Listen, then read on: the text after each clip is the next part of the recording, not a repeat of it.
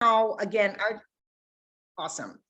I want to thank the folks who are speaking this evening. And again, just to orient the conversation, Jeff Monge is a little late tonight, but he's going to pick up where I leave off. So I'll be with you for the first half hour, and then Jeff's going to pick up on the last half hour. With that, because I want to make sure we have enough time or sufficient amount of time to talk about these various tax credits. We're going to start with Kathleen Galvan. Kathleen is the Senior Project Manager with NTCIC, who is one of our sponsors. That's the National Trust for Community Investment Corporation. And Kathleen's going to talk to us about historic tax credits, which is a big part of what NTCIC does. So with that, Kathleen, I'll hand it over to you. All right, I gotta. Sorry, yeah. I understand you gotta. Sure. I'll catch up with you guys. Okay. I think there might be one person that's not on mute. Yeah, I wish I could mute him. Ty, do you mind muting yourself? Perfect. There we go. Unfortunately, I can't get my video to start, which is great. Maybe I will mid-session, but I can go ahead and start us off. I first wanted to go over maybe a little bit about what HTCs are and how they're used, and then we can go into a little bit about the special sensitivities that investors have when considering investing in a project with historic tax credits. So the federal HTC program began in 1976 and it became permanent in 1986. And there are various types of historic tax credits. There's the federal historic tax credit and the state historic tax credit. The federal historic tax credit is a 20% credit based on rehabilitation expenditures, otherwise known as QREs, but the state historic tax credit percentages, the type, the availability, and the rules vary by state. So for the purposes of this presentation, we'll look at the federal historic tax credits and how those are used. As I mentioned, it's a 20% credit, and it's originally it was taken in a single year. So when a project was placed in service, the investor could claim those credits in that year. Now, due to tax reform, it is now taken over a 5-year period. And then in addition, there is a 5-year compliance period in which tax credits can need to follow certain rules. Otherwise, the tax credit can be recaptured. And that clock starts once, again, the project is placed in service. So we'll go over a little bit about that in a minute. So first of all, you would want to make sure that your project or the project that you're looking at is eligible to receive the credit. And there are a few kind of tests to test the eligibility. One of them is the building must be a certified historic structure. Another is the project must be a certified rehabilitation. Another is that it must be income producing. And the final one is the project must be a substantial rehabilitation. And I'll go over what each of those mean. In order to be a certified historic structure, the building has to be listed on the National Register, or it needs to be a contributing building in a National Register historic district. And usually in the National District or Historic District nomination, it usually lists that building within that district as a contributing building. The project, as I mentioned, must be a certified rehabilitation. And what that means is that the renovation needs to adhere to the Secretary of Interior standards for historic rehabilitation. And the way that you can kind of know that that has occurred is the project will have submitted what's called a Part 2 application to the National Park Service. The National Park Service is the entity or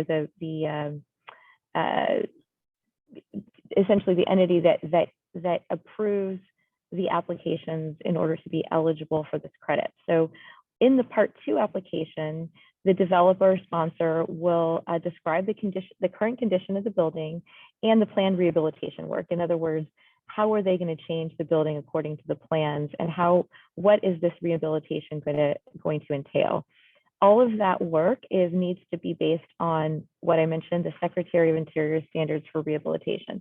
So a lot of times NPS has certain sensitivities. For instance, windows and doors are important to them, the exterior of the building, if there was an original historic sign on the outside, things like that. They're going to be looking at that and make sure that certain historic elements are preserved, during the rehabilitation work. After the building is placed in service, the project will submit what's called a Part 3 application to the NPS. And in that application, they kind of certify that all of the things that they said they were going to do in the Part 2 have been done. So it's they kind of describe the work that has been done, and the NPS signs off and either approves it or doesn't approve it. And they need the Part 3 application in order to claim the credits. That's officially when the tax credits are awarded. So as you can see, an investor would be very sensitive to the fact that both the Part 2 and the Part 3 applications were approved by the National Park Service, and that the developer did all of the things they needed to do that were approved in Part 2. So in terms of underwriting, so when you get to the project, in order to certify that, for instance, that the Part 1 was submitted, you would, and that is what kind of puts the building on the National Register, you can go to the NPS website and make sure that the documentation provided on the website is consistent with what the developer provided to you. If the building is listed on the National Register, there's a National Register database that you can check and make sure that your building is listed in that database to make sure that the building's eligible. For the Part 2 applications, usually the developer provides you with the application they submitted. In addition, you can check online and make sure that, that the NPS had approved that application, and if they had any conditions on that application. So sometimes they say everything is fine except make sure that you don't move this wall, or make sure that that XYZ is preserved. And so that's what we say by conditional approval of the application. So another test is the property must be income producing. So things like apartments, hotels, office, retail, theaters, things like that are all income producing properties. So those are, I think maybe one other person may not be on mute. Okay, great.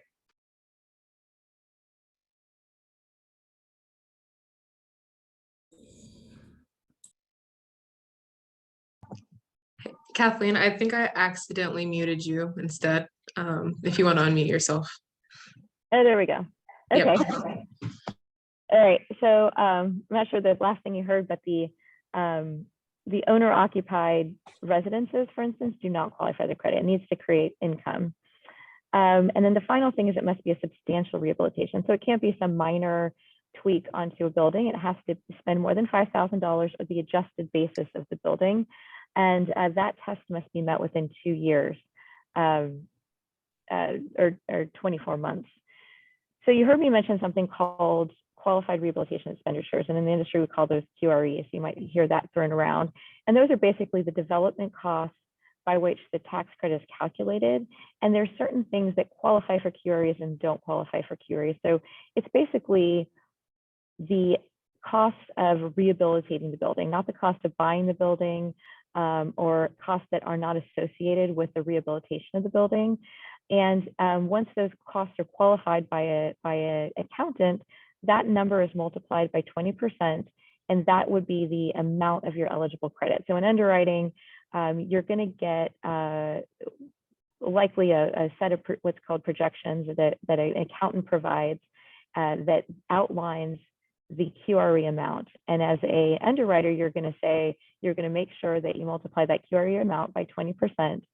And then the investor, when they're looking at the project, they're going to determine how much they're going to invest in the project. And the cost per credit is kind of what we talk about. So you're going to multiply the total credits available by the amount that the investor agreed to pay for those credits.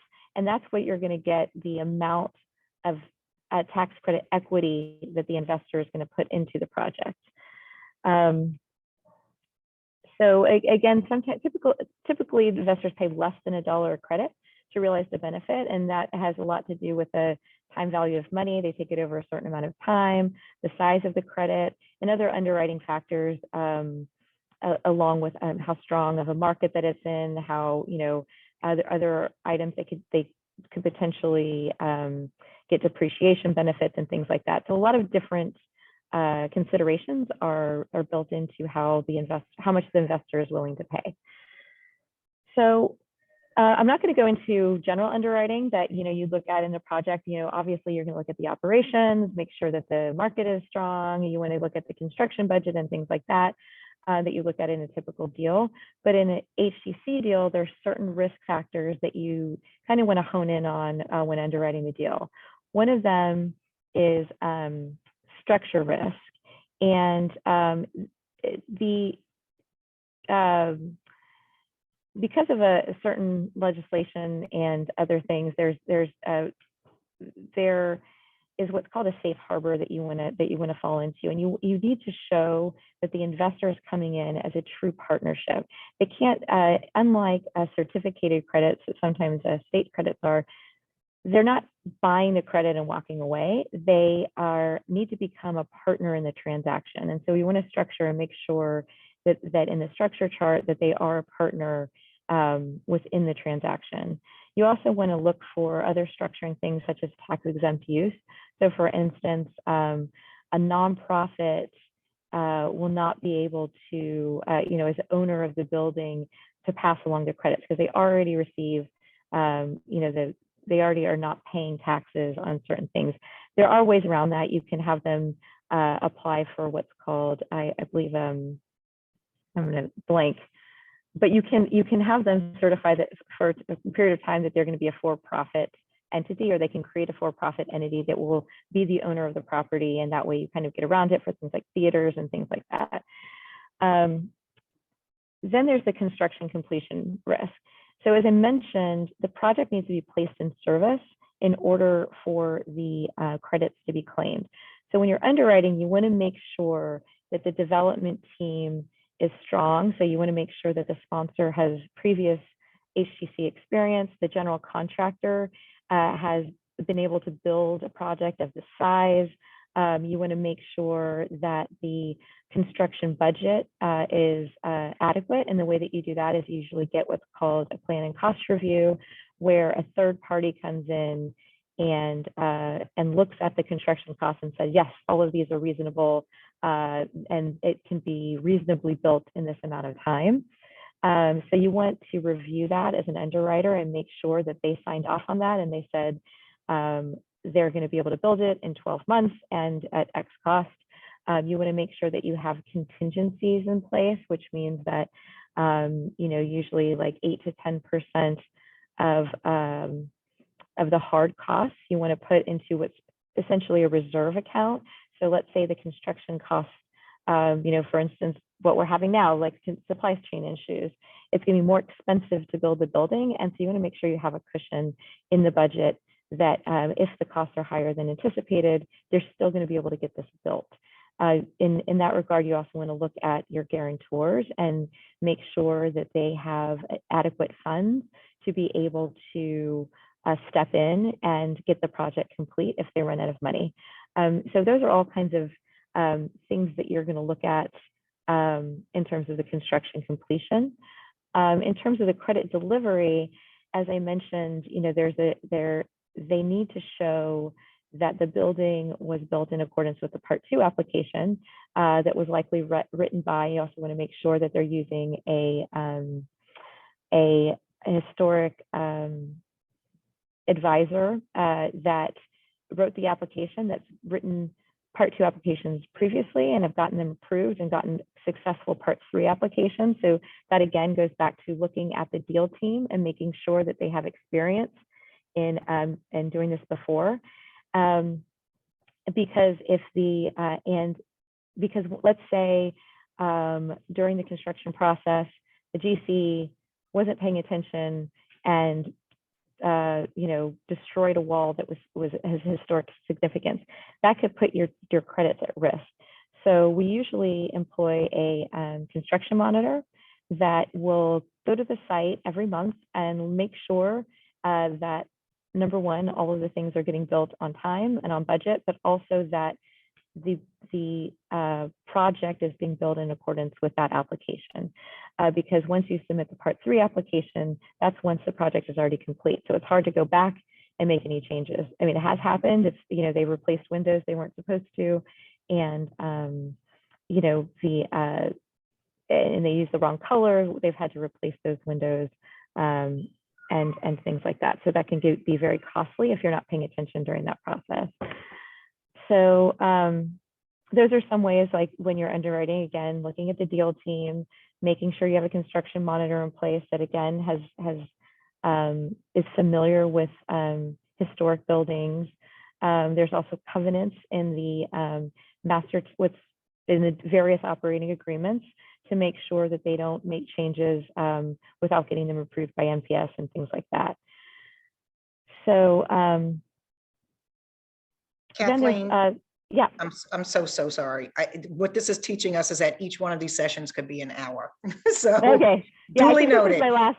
This is our last thing. Yeah. Great. So the Have last, at it. Have at it. So the last risk is the compliance and recapture risk. So that is, so as I mentioned, the project needs to be in place for, or you have a 5-year compliance period where you have to follow certain rules.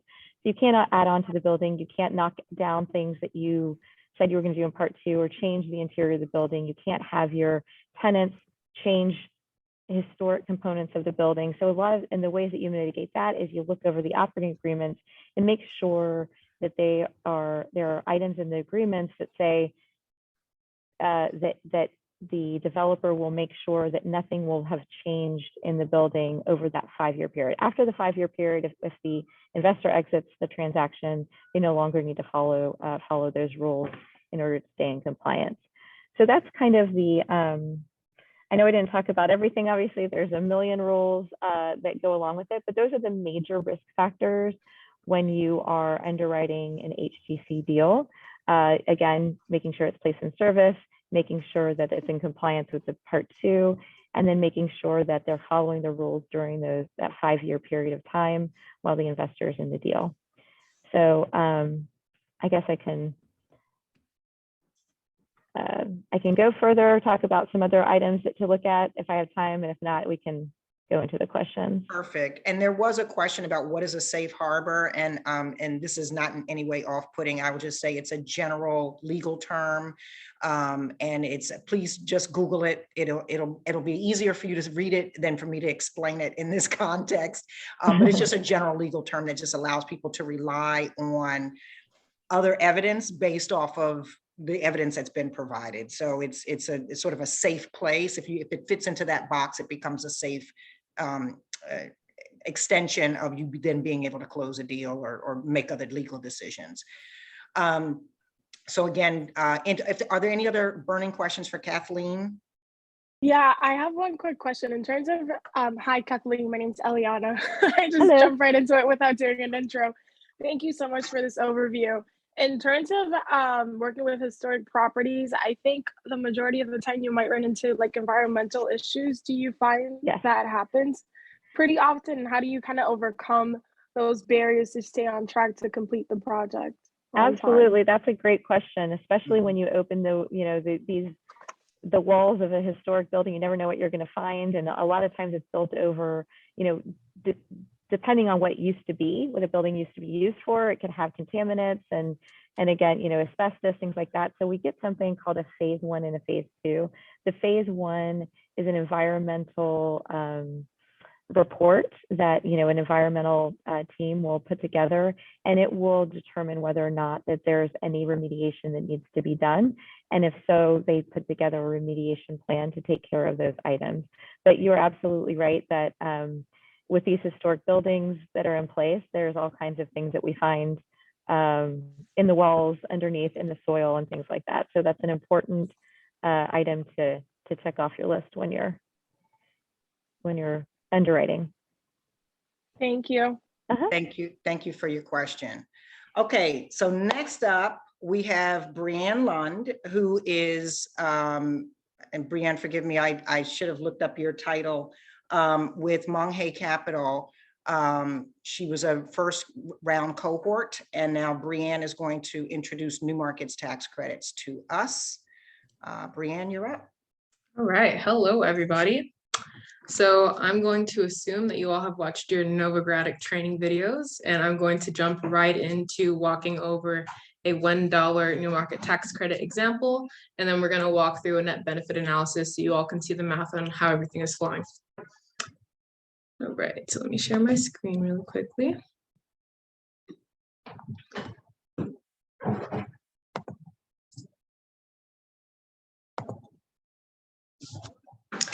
All right, so just a quick brief reintroduction to all the players on this list. We have our tax credit investor, who is in charge of setting the pricing and who is buying the tax credit allocation from our CDE. We have a leverage lender who is lending funds into this investment fund, which is a tax credit controlled LLC. And these funds are coming together into this investment fund. And this fund is going to flow down into the CDE. And these funds are then given to the qualified low-income community business as a note and a B note. So just to quickly rewind, the tax credit investor is setting pricing based off of their interest in the deal and the state of the economy. So for COVID, we saw the prices drop from probably 82, 83 cents down to 60 cents. So it really is dependent on the wellness of the economy and also whether or not the project's mission aligns with what the investor wants to do. So for example, if an investor has a racial equity initiative going on in their program, they might increase their pricing in order to provide more subsidy to the project. This leverage lender entity could be related to this pool LIHTC, but it has to be separated by a certain degree. So for example, you could have a board that's varied by 3 out of 5 people have to be different than 3 out of 5 people down here. And this money can be coming from debt, grants, equity. And so all this money is pulled together here. Any questions? No. So once this $1 comes together, it's funneled down into the CDE, and it's called the qualified equity investment. And after they make the qualified equity investment, it then shows up to the project as that A note and that B note that I mentioned earlier. I know we can't pause for questions, but before I get into the net benefit analysis, I think I should, if anybody has any questions about this chart. So far? No? Cool. All right, let me stop my share really quickly. Okay, so now I'm gonna walk you all through how to do a net benefit analysis for an actual project. And I'm going to pull up a chart so that we can follow along while we're walking through this.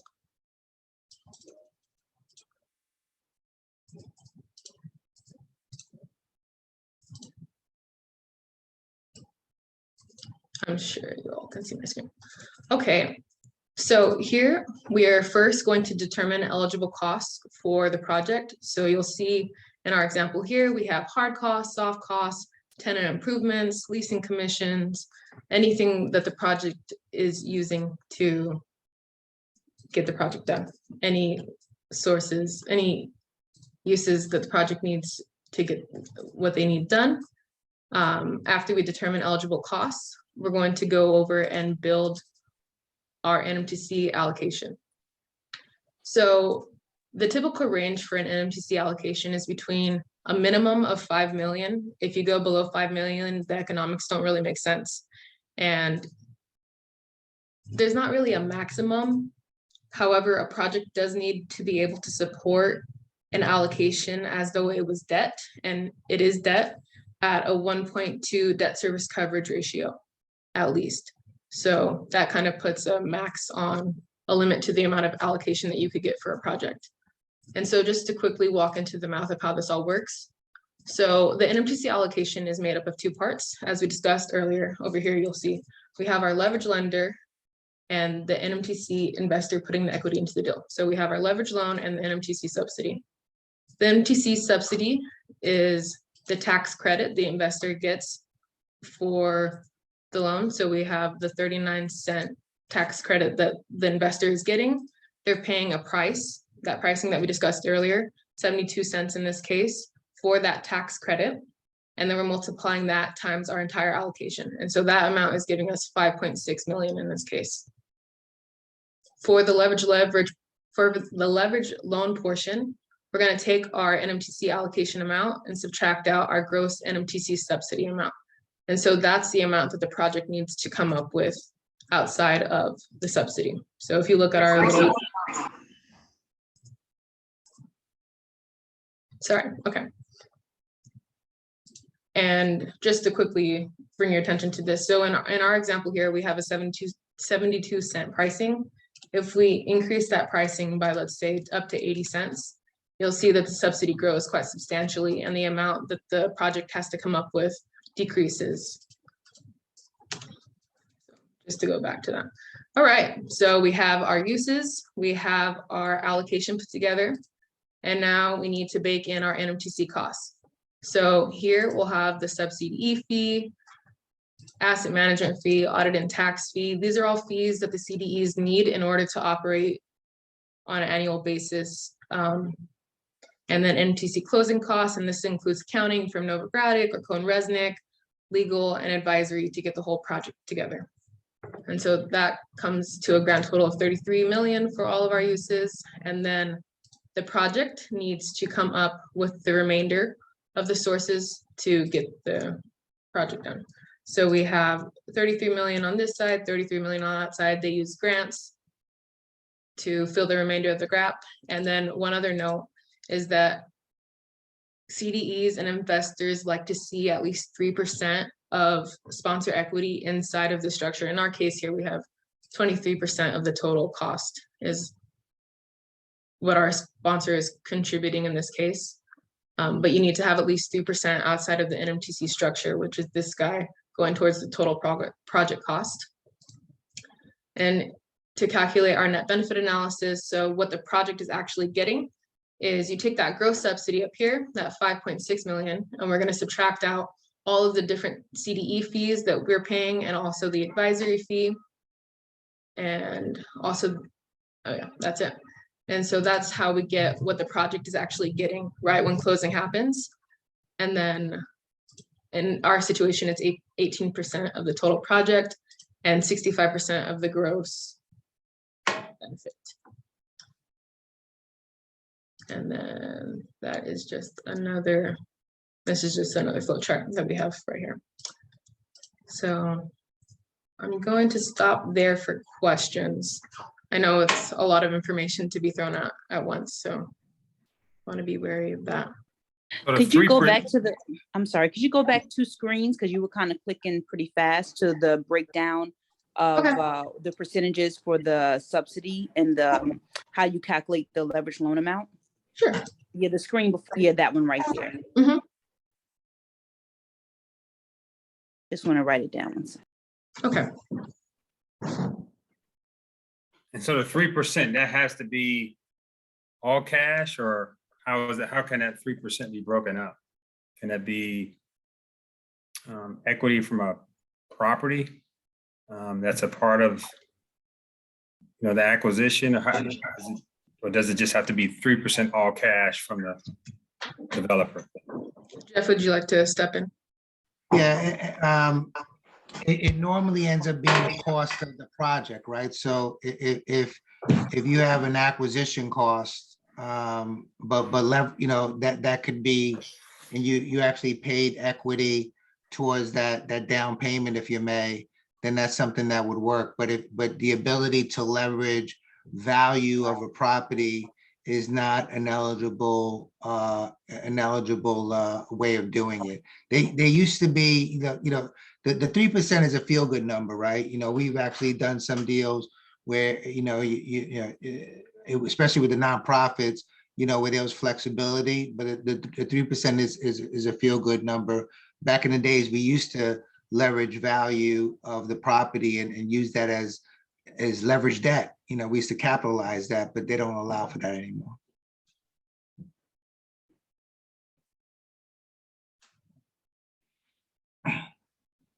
So what about any cross collateralization, anything like that? Can that be a part of it as well either?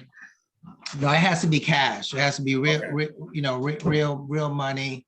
Yeah. real cash, like, so anything that Brianne is showing here, you Yeah. know, it is all real cash. One of the things, Brianne, why don't you speak to, you know, money, spent to date, which I think Ty, Oh, sure. that could, expand on what Ty's saying. Sure.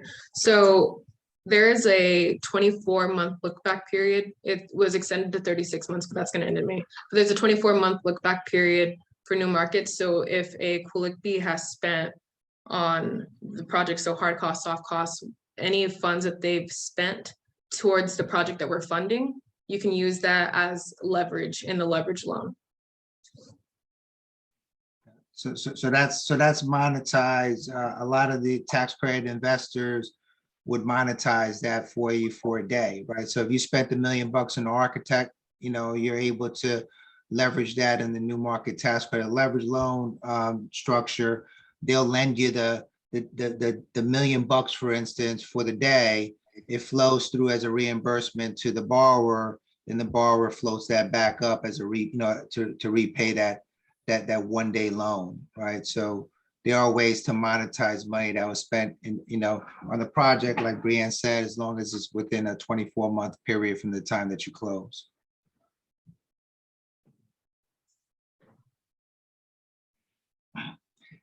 Thank you. And look, no one go and chat, try to send, Brianne or I a message and, asking questions right afterwards, right? So, come on, guys, ask the question. Hey, Brianne, you mentioned debt service coverage ratio of 1.2. Are there any other standard numbers you see for a new market tax credit, maybe opposed to another deal? Or is there a different debt service coverage ratio if you have like new markets and historic working together?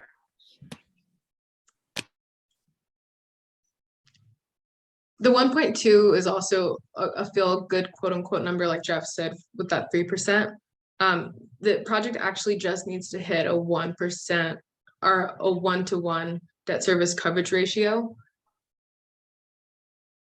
But if real debt is in the project, it's whatever the lender needs the debt service ratio to be at, if that makes sense. Jeff, I don't know if you want to speak to the historics with new markets. Well, just expanding on what Brianne was saying, she made a good point at the end, right? So whoever has real money in there, right, they're gonna want a debt coverage ratio that is market, right? And market, like Brianne's saying, is normally about 1.2, 1.25 even at times. When you're blending that capital with other subsidies, like new market tax credit subsidies or historics, obviously that would the overall debt coverage ratio would go down, right? Because if 20% of it is coming from real debt and the 80% is coming from subsidy, why, one would say, why do you need a 1.2 debt coverage ratio on free money, right? But what Brianne said earlier, again, is that this all needs to underwrite like it's real debt. No matter what, if it gets refinanced at the end of, forgiven at the end of a compliance period, it still needs to come out and underwrite like real debt. So that's something that you need to give consideration to on the new markets. On the historics, Kathleen, you may want to jump in there. You can leverage historic tax credit equity in a new market tax credit leverage loan, right? Position, which is great.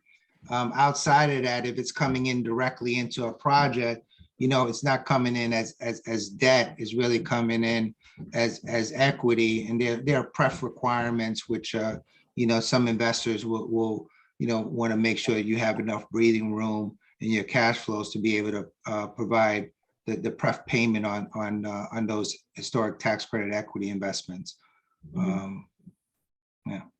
Yeah, that's right. When we underwrite, we look at both the debt service coverage, make sure they can pay their debt service, and as well as pref and things like that. So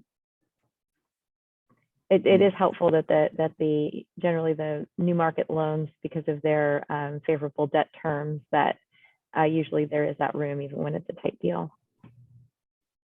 Basically taking that NOI, dividing that by the debt service coverage, and that lets you know what your basically principal payments would be, correct? You pretty much have a rough idea if it's covered. your debt service, right? So, and that's all capital, right? So you may have a real loan in first position, a subordinate new market tax credit structured financing in a second position. But when you're looking at the total picture, obviously you need to have enough cash flow to be able to cover your debt service, and any other, requirements. The one thing at the end, yep. Sorry, just to jump in really quickly, for the first 7 years, it's interest only on those A notes and B notes. And then after the compliance period is over, it turns into actual amortization. And that's usually the year from 7 to 8 is when our clients have trouble sometime. It's being able to support the amortization of the A note and the B note side by side. After that 7-year period, right? Right. So there's I it's have a- interest only. Oh, I'm sorry about that. Question for you. You mentioned the A and the B note. From my understanding, the B note a lot of times is forgiven because it's the equity portion. Can you speak on that? I'm not really clear on if that's like normally it happens, or is it that just in some instances it happens? so it is in the industry, it's the norm that we've never not seen the subsidy forgiven because the investor is getting their return from the tax credits.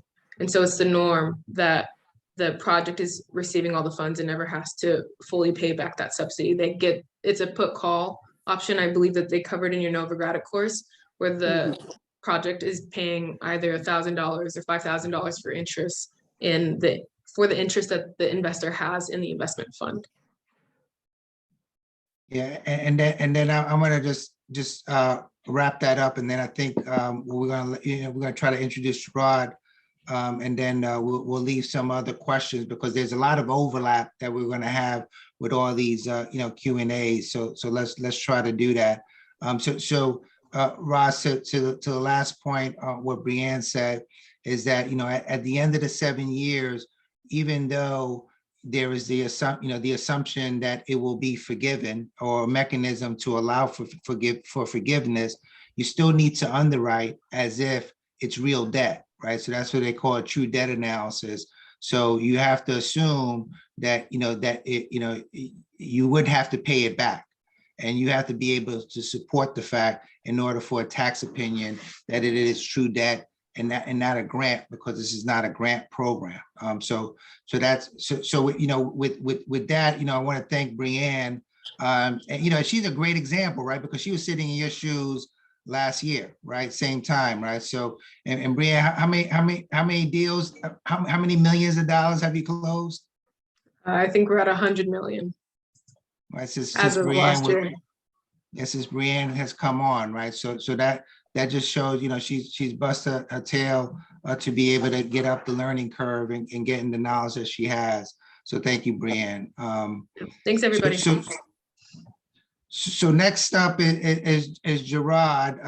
Jerrod and I, we go back quite a number of years. And, Jerrod, I want to try to, I think everybody has your bio, right? And if they don't, does everybody have his bio? If they don't, just give a quick overview of the man, the legend, the myth, whatever. And then Jerrod is going to go over the low-income housing tax credit.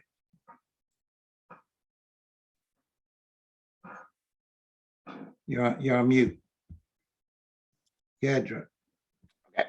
Can you hear me? All right, perfect. Greetings, everybody. All right, so let me start my clock. I got my 10 minutes. Is that inclusive of my bio? No, you got 15 minutes to still when I start going like this. All right, sounds good. Yeah, my name is Jerrod, Delaine.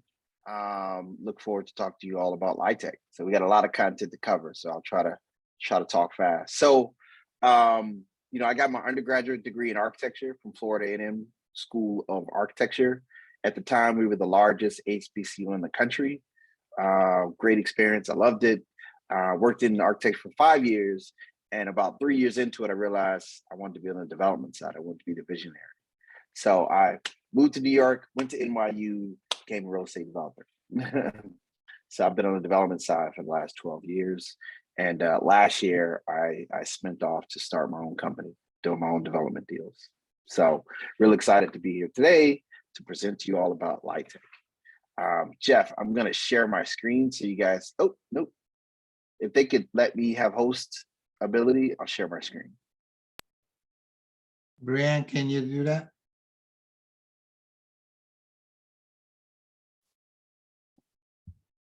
Are you able to, yeah, give it a try?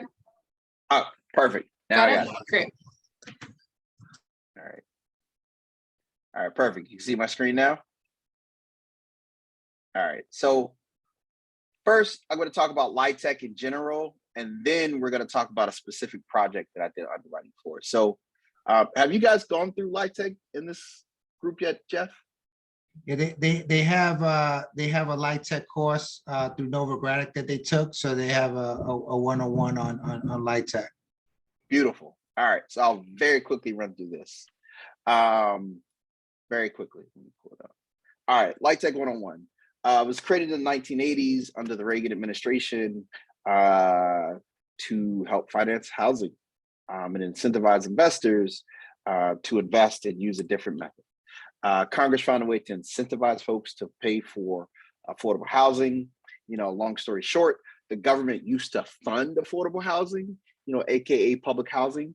The federal government got out of the business of funding public housing themselves and instead came up with a funding structure to incentivize private developers to come in to build, own, and manage affordable housing in the country. Each state was given the ability to create their rule book. They have this thing called a QAP, where in each state they can come up with, you know, the kind of, you know, nits and bits and pieces on how they finance them in their state. Some of the major players who do this in their state, developers, you know, affordable housing developers like myself, GCs, architects, lenders, as well as what they call syndicators. They syndicate tax credits. They actually sell tax credits to other investors who want to invest in affordable housing for a variety of reasons. So here's a quick little chart. If you've done Novogradac, this would be quick. You know, the federal government gives the tax credits. Tax credits come to the state organizations. The state organizations give the tax credits to a project that gets awarded. That project that's awarded has some developer that's running that project. The rents have to be under 60% of AMI. The tax credit is given from the developer to the limited partner. The limited partner then gives cash to the project, right? Developer gives tax credit to investor. Let's say JP Morgan Chase Bank is a tax credit investor. We give JP Morgan Chase the tax credits. They give us cash to finance and pay for the building. The corporate investors then can share that with themselves here, as you see this chart, and they get the tax credits. Why do they want tax credits? They get to write off losses that they have, you know, big taxes that they have. Think of banks, insurance companies. We had a development deal where Chevron was a tax credit investor, right? Chevron has big revenue and big losses that they want to write off. They're able to write off their taxes with this system. And here's kind of high level structure. To do so, they'll create a fund. That fund will have 99% of the money paid for by the investor. The GP investor will pay 0.01% of the project to pay for the deal, right? And that money will go toward the building and fund the building. So very high level 101 about LIHTC. So let's talk about a real project. So this is a project I was trying to buy a couple of years ago in the Bronx. It's a parking lot on Webster Avenue. It's a diverse neighborhood, largely Black and Latin, an underdeveloped site that, you know, has air rights to build a 5-6 story building, right? So you can see here what's existing. You can see here, you know, what's possible and what's going to be built. So the broker sent it to me. I actually went and met with the guys who own the land. They actually did a lot of retail investing in the Bronx. So they actually bought this and they're actually planning on building a grocery store. And like, that's it, like a grocery store and a strip mall was their plan. And for whatever reason, at that point, they decided they didn't want to do that anymore.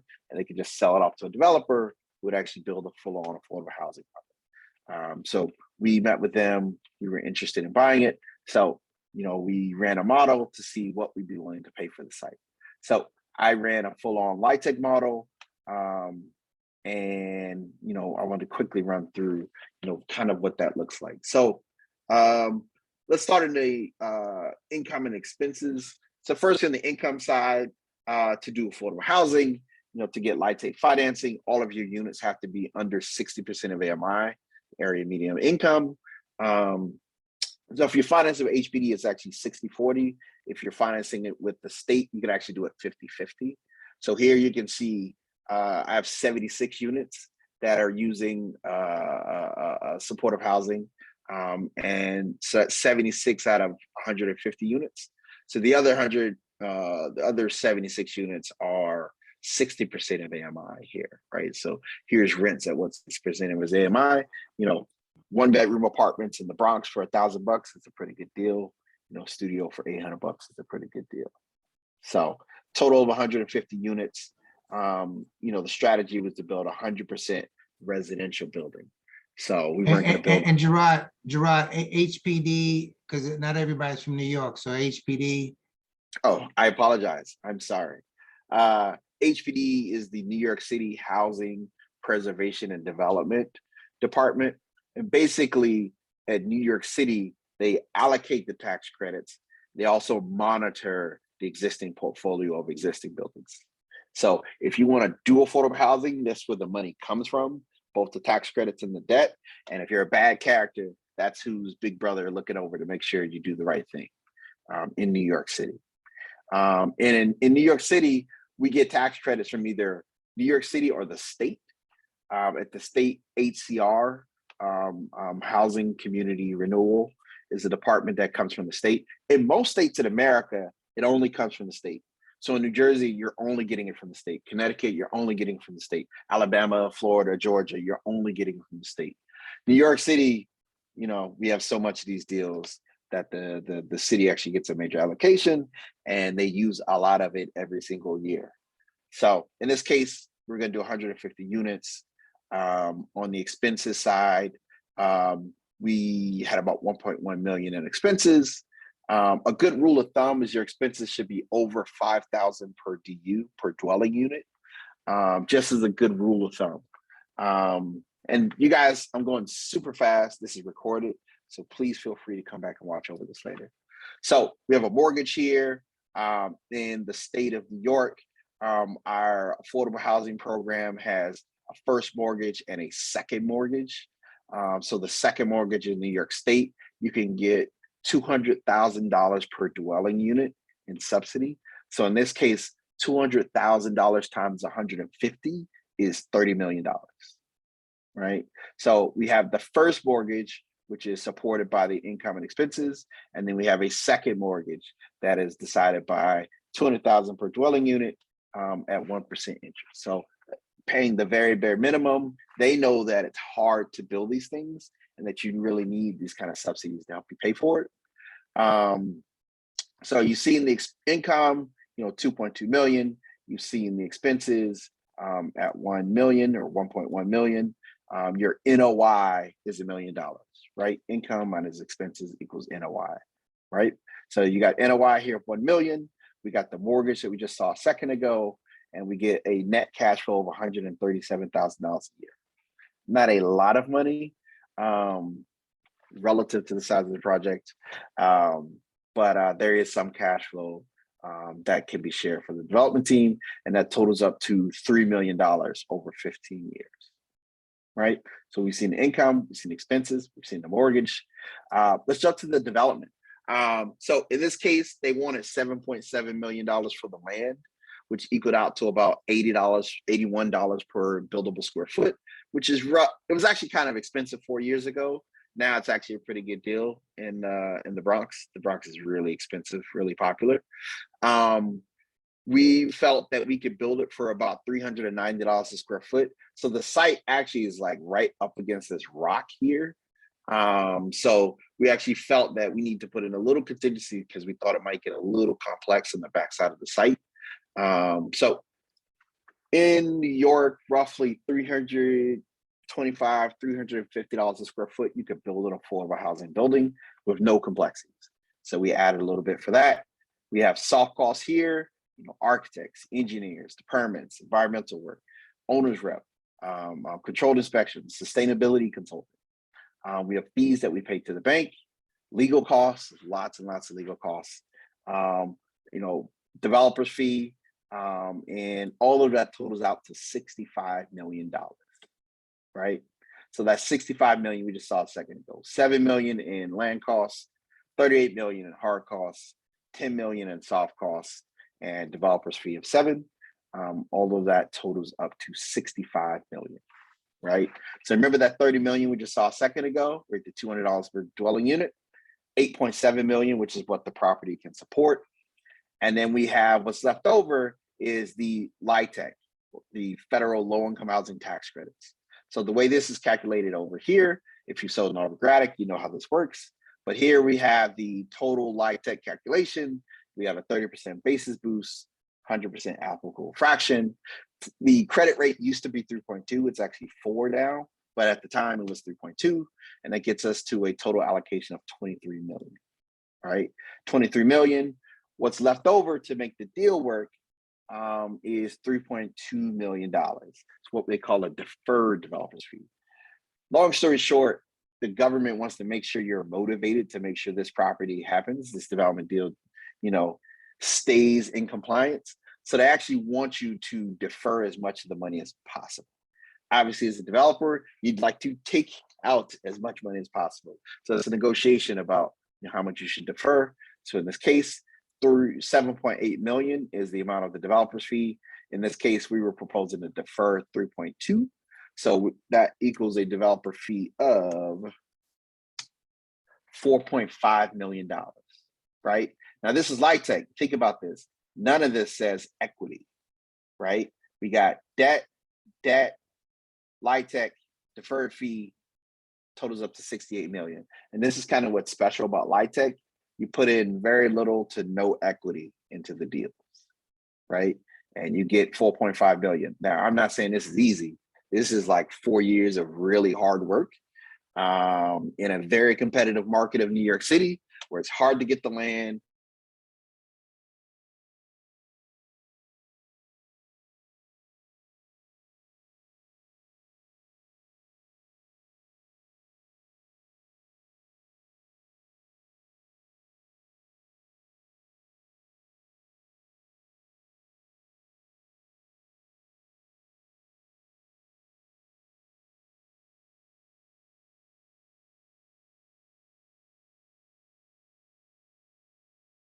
You have. Thanks, Jerrod. So Jerrod, he's taking this as a view as a developer, which is very, very different. And I know that we've had some folks that talked about affordable housing and obviously how do you go and price a LIHTC deal, but also through the lenses of a developer. So please take the opportunity to ask any questions. A developer fee. So you had a portion that was deferred.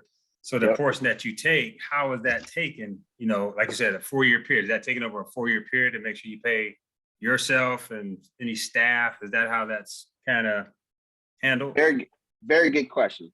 So here's what they want to happen. They want you to close on construction financing. They want at 25% construction, you get a little bit. At 50% construction, you get a little bit. At 100% construction, you get a little bit. And then when you open it up and lease it all out, you get your total. So that 4.5 million, you probably get over 5 or 6 tranches over the years. And they know that's how you pay for your staff and your profit. So they're aware, they want to drag it as far as possible. And of course, you want to pull it as front, as forward as possible. So it's a negotiation. If it's a new relationship, you'll get more. Or sorry, vice versa. If it's a new relationship, you'll get less. If it's an existing relationship, they know you know how to do this. They know you have infrastructure, you have experience, then they trust you and allow you to take a little bit more upfront. And how do you, and I take it you apply only for 9%. Do you utilize 4% tax credit? No, that was 4% I just presented. That was 4. Oh, okay. That's 4%. Mm-hmm. Got it. Personally, I've only done 4%, but I do have friends that have done 9%. It's competitive. You spend a couple $1,000s and you try a couple times. And if you own the land, it's a good deal. But I'm a private developer, so Right. very often I don't own the land or control the land, or I have to pay somebody to hold the land. So I don't necessarily want to gamble personally. That's been my experience. But yeah, this is a 4%. We just go into the state as of right. We're going to HPD as of right. You know, we just want to do this federal program. Sure. And so getting into the game of LIHTC, how did you, as a private developer, how were you able to really get in? Like, because, you know, a lot of times these tax credits are given out to developers they know, and it's hard for someone to get in the game. And so it's kind of those rounds always go back to the same people over and over again. So how did Yes. you know, kind of what was the barriers that you experienced trying to get into it, and how do you partner? What do you do to do that? So I think the dilemma young people are starting to run into, even young firms like myself, is that all of real estate is getting more and more institutionalized. All of it, everywhere. Industrial, single family, multifamily, retail, all of it is very institutionalized. And LIHTC is no different. So you have to partner. You have to partner with other firms. I mean, it just so happened in LIHTC, you have to have a tax credit investor anyway. So you're going to have an institutional level person involved anyway. So now there's programs that they can give you what they call acquisition loan funds. They can help you grab the land early, understanding that when the government steps up and finances you, you know, you're able to do the full financing. So also HPD, you know, to their defense, to the city's defense, they don't want to learn with you. So they're like, go partner with somebody. We don't want to teach you how to do this. This is complicated. This is hard. You should get a partner who's done this before.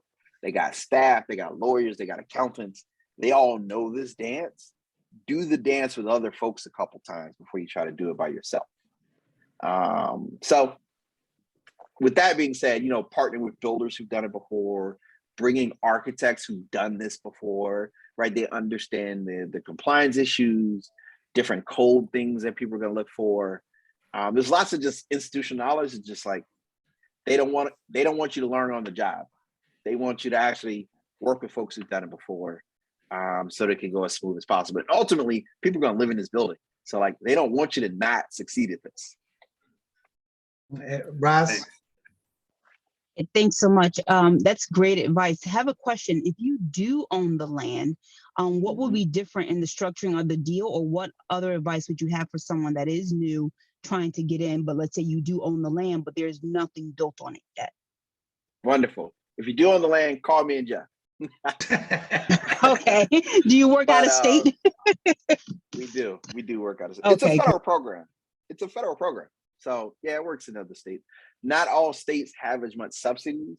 So red states don't provide as much support. But no, in all seriousness, you know, what's great about already having the land is then you can go to the government and you're not under time pressure. The problem if you're trying to buy a piece of land, you're coming with like, hey, I got to close in X days, in Y days.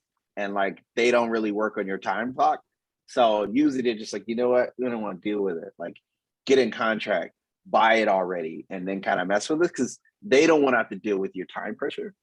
So if you already own the land, you're walking in a great position. You can get some architects to get an initial design, so you can walk into the meeting like, hey, here's how amazing this is going to look, right? And get them all excited. You know, and then if you have a good partner who can help you do the model, like, here's how amazing it looks, and here's how the rents look. We're going to have rents at X amount for studios, X amount for ones, X amount for twos. We're going to create all these affordable units, and it's going to look beautiful like this. And you know, how would I folks find? excited. I'm sorry, thank you. And how do you find out? You mentioned states have different subsidies and tax credits available. How do you find that out? Is it going to be, you know, like what site? So each state has their own authority that administers it. So like in New Jersey, they have NJHMFA. In Florida, they have Florida Housing Corp or something like that. In Connecticut, they have this thing called CHAPA. Each state has their own housing finance authority. So if you Google that state and put in Housing Finance Authority, it'll probably give you the acronym of whoever that is in your state that administers the tax credits and the bonds. Okay, thank you so much. I appreciate it. No problem. So I'm gonna try to do some questioning that, we have 3 different types of products, right? And so which actually work well together, right? So, there's one thing that folks should know is that while you could leverage historics and new markets together, they call those twinning deals. On the LIHTC side and the new market tax credit side, you can't use them together. On the historic tax credit side and the LIHTC side, you can use them together. So I don't know, Kathleen, have there been any examples of where you guys have done a historic tax credit deal that also utilized new LIHTCs? Yes, we have. We've been able to do that successfully, and obviously we are both a CDE and historic, just like you mentioned. Those historic and new market tax credits work really well together as well. But you're absolutely right. It doesn't work to put LIHTC and new markets together. But we have done a couple of projects in the past, and we're looking at a couple now. And Jerrod and I, we're actually, and I've done a number of historics and new markets, but also side by side with historics and new markets, where so essentially you could have, as an example, you may have a development that Jerrod that just shared, where the first floor could be condoed off or master lease, and you could do new markets on that commercial piece, and then do LIHTC above on the residential piece. So there are, the interesting thing about community development finance is that you have all these pieces of a puzzle. It's about putting it together. If there's a will, there's a way. So that's something to know. Any questions? I know that we're 5 minutes over time, but Jeff, can you talk about just the leverage loan structure and just how that's put together? If you're representing a Quillicky B, if you're representing a borrower, and there's you're trying to fill that gap, at what point in the process are you determining how you're filling that structure when you're seeking this allocation? So new markets is supposed to be the last money in, right? That's kind of the idea of it all, right? So on that leverage loan piece, you're identifying that rather quickly, or pretty early in the process. As far as we're concerned, we don't go out and look for allocation on the deal unless we have that solution. Folks do it all the time. I just think that CDEs are very, it's a mature industry now, right? If you come to the table looking for allocation, but you don't have your leverage debt in place, you're not ready. So that is something that folks should try to do early on. And what I always say is, you underwrite a deal without the new markets, right? You have to be able to identify what your gap is, and then you're trying to figure out how you create feasibility with new markets. So are you leveraging debt? Are you leveraging equity? Are you leveraging debt and equity? So there's different ways that you could structure a deal to be able to make it work. But unlike some of these other products, it's not cookie cutter. Every deal is different. Brianne and I, we've been going through that, over the last year or so, is that, trying to, offer an explanation of, well, this is how you do it. It's just, this is one way of doing it. If that answers the question, Kat. Chris got, I'm sorry. Yes, thank you. Yeah. You got Chris and then Bianca. Chris? Okay. Yeah.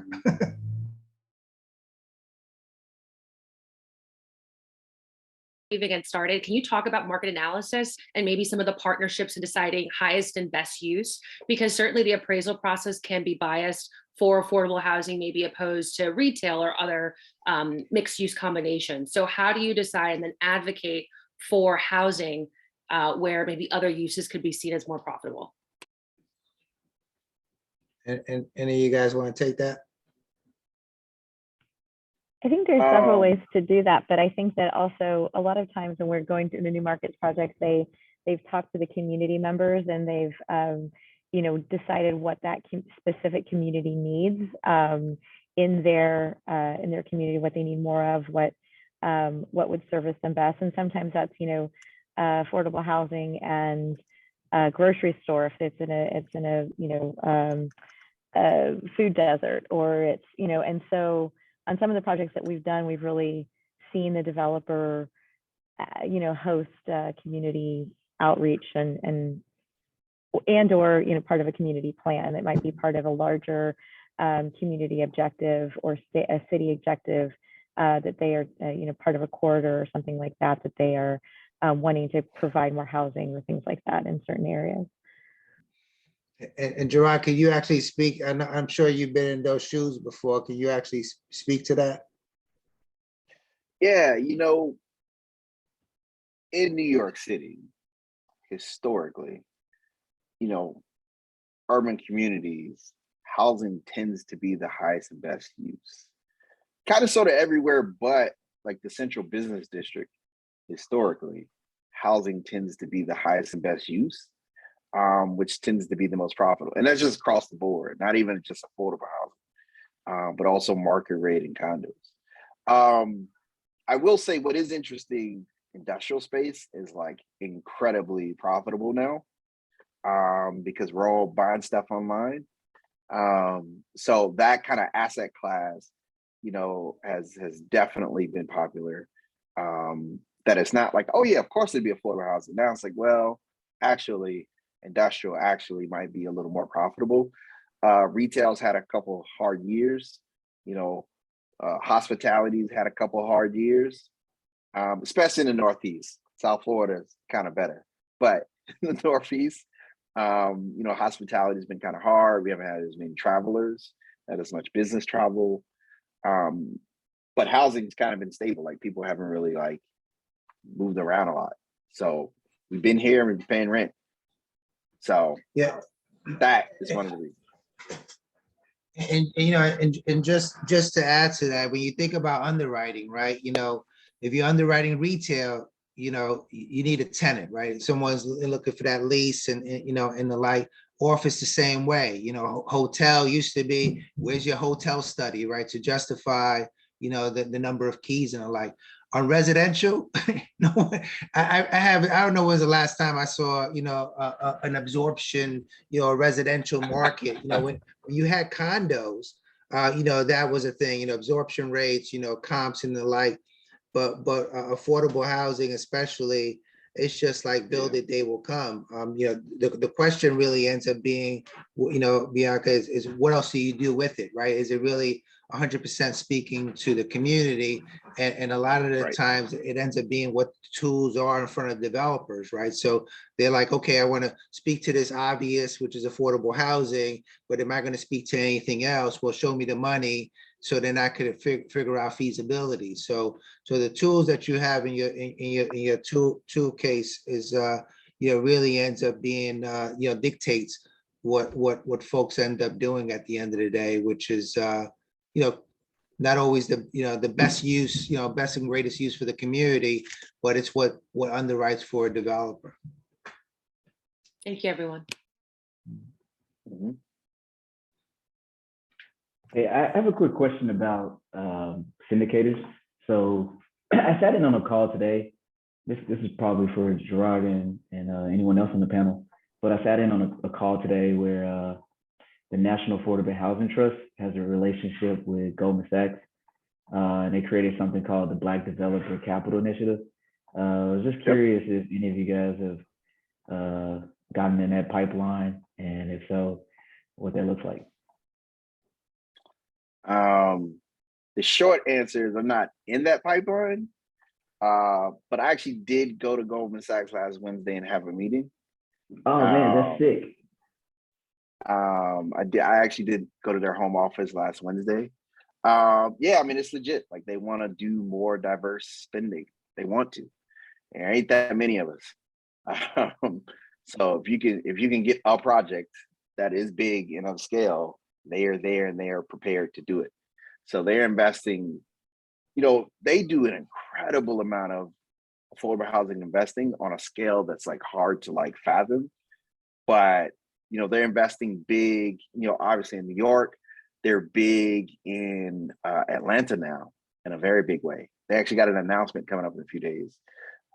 They're focused very much on doing transit-oriented development. So investing around train stations. I heard a rumor that they got a big mega project going on in New Jersey near a train station. They've kind of bought up some retail space where they're gonna like redevelop a whole like section by a train station. I think maybe Nuveen put out a similar announcement. But yeah, Goldman Sachs, they're legit. Dewana Williams has, financed for them a couple times. Craig has got a deal with them. We had a land loan in my past shop on 124th Street. They helped finance the land loan for us. It's legit. I mean, BRP's got, I don't know, 5 or 6 projects in a fund that they've done with them. So no, it's good. Raj and Dan, they're doing good work. Doing very good work. And they actually have a Black women's fund. I forget the exact name, but they're looking left, right, and center for deals to invest in. And this is out of the Urban Investment Group. Correct. So we've done a lot of deals with them in the past. They've been very supportive. Industrial, Jerrod, that was a conversation I had with Dan. They're looking, they're trying to figure out industrial, especially in towns and communities where manufacturing came and went and left despair. So they want to try to figure out how to bring that back. Reinvigorate those communities that were impacted in the past. So yeah, they have the benefit that they could do really big, impactful projects. So yeah, you got to be big, be big or go home, because they're not doing small deals. So and what's big? Like 50 million. 50 million. Yeah, 100 million. 100 million. 50 is small. So 100 million. Real.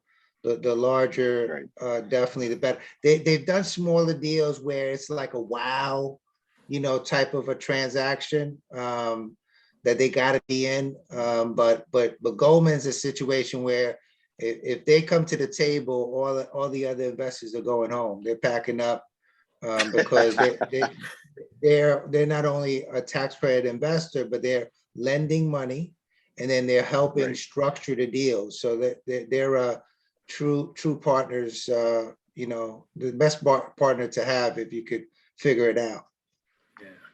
Yeah. Jerrod, so how has your experience as an architect helped you like secure deals and you kind of speed up the process of you developing projects? How has that helped you? So one of my superpowers is that I can do a quick zoning analysis that I can confidently jump in. How big of a building can I build here? Right. I can get like 90-95% there without having to call another architect. Now, if the site is real funky, then I'll call somebody like, hey, there's this neighbor and there's this window and like there's this side yard thing. It looks a little weird with the power line. But yeah, that I can look at a lot of sites and I can quickly jump in, do a zoning analysis. How big of a building can I build? Run some numbers on it and kind of go through the paces much faster than most. Thanks. And any other questions? I got one more thing, Kathleen, maybe you could jump in here if you've read about it, and Jerrod the same, is that I still got to call them up. It's one of my calls that I got to make. There was a historic tax credit deal done in public housing in New York City, which was Yes. like, That's correct. that think about that, right? So where, you read about, public housing and the deferred maintenance issues and the like, and the lack of capital, the idea to come in, identify, a housing development as historic, and then be able to sell historic tax credits to an investor, take that equity to speak to that deferred maintenance. And I don't know, Kathleen, if you guys were part of that transaction at all, if that's something that you all are going to be looking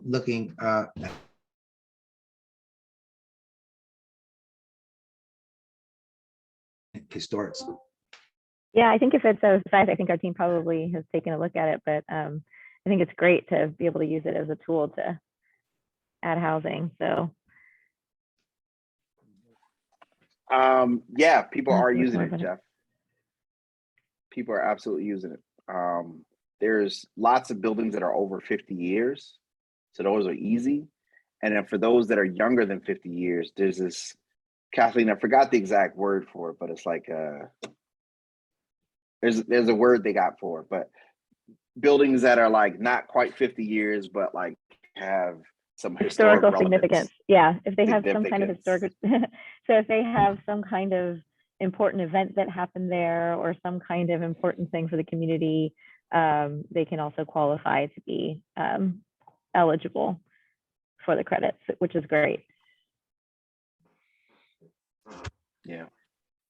Hi, Kathleen. Right. Oh, sorry. Yeah, Bianca. No, go ahead, please. Quick question about that historical event. So do you still apply through NPS post-historical event to be recognized? Or are you able to have like a consensus within the community to state this important event happened, therefore we should qualify? Well, I think that they need to submit the application with the NPS, and the NPS makes that determination. But in that Part 1 application, you can outline the historical significance of the building or of the area of the place, and then they will make the determination that it does qualify. And a lot of times, that starts with the State Historic Preservation Office. So they're very familiar with the different communities and their boots on the ground, and they kind of initiate that process. So, and kind of I think the final word is at the NPS level. Thank you. Anyone else? Hi, Kathleen. I just wanted to ask a quick question about historic tax credits. So what happens to the investor if the deal is not placed into service? Well, that will be, so there's a lot of mechanisms in the operating agreement. So the way that the pay-in structure occurs is usually we put about 20 to 30% of the equity at closing. So when we, close the funding, the rest of our equity would be bridged by a bridge loan. And then once it's placed in service, the bulk of our equity comes in. So we will have only put in 20 or 30% of our equity. If it never gets placed in service, that's the amount that we're at risk for, essentially. We usually place about 60% at, or, let's say if you put in 20%, you put in 50% at placement in service when they can provide the tax returns to show that the credits are eligible. Then another probably 10% for stabilization and things like that. So we want to kind of, our equity is kind of tiered out to make sure that not all of the equity is at risk right at the beginning during the construction period. Thank you. Hey guys, we're at 22 minutes over. So I want to let Kathleen and Jerrod look at that. Aggressive. Okay, that's it. Last They're one. cutting you off. All right. So this is for Jerrod. So Jerrod, do we receive a complimentary LIHTC pro forma that you use to demonstrate, your project? Do we get a copy of that to play with? Sure, I got you. Yes. Appreciate that. Hey, Ty, and I told Jerrod, I said, wait for somebody to ask for that Excel. Ty did not let me down. Again, Kathleen. It's a complicated model. If you can figure it out, God bless you. Yeah. Kathleen, Jerrod, Brianne. That's a way to partner up with you. Yeah, thank you very much. Yeah, you're gonna have to call, when he's doing his thing, you better make sure he picks up the phone. So Ty, you better pick up. I'm sorry I never got my video to work. I tried, but I'm on the road, No, so my computer's mad at me. We believe it's you, but thank you very much, guys. Thanks everybody for tuning in. And look, we just submitted our final 501c3 application today. Finally got that in for open access. So you guys are part of something really special. And again, have a good night. Thank you for participating. And until next time. Thank you. Thank you. Thanks, everybody. Thank you all so much. Great, thank you. No problem. Thanks, everybody.